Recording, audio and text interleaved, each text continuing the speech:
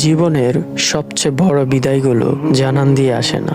আমরা ভাবি বিদায় মানে শেষ দিনের কান্না, স্টেশনে হাত নাড়ানো, এয়ারপোর্টে কাচের ওপারে দাঁড়িয়ে থাকা।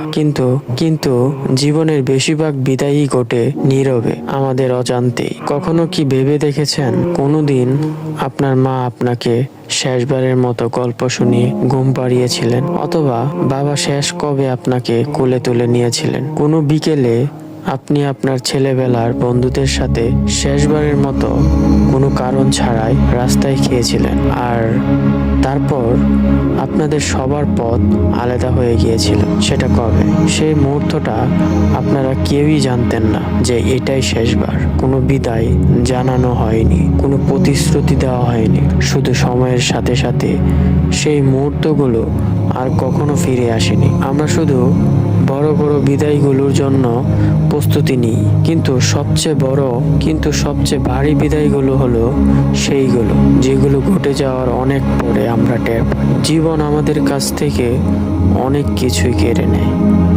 শব্দ না করে।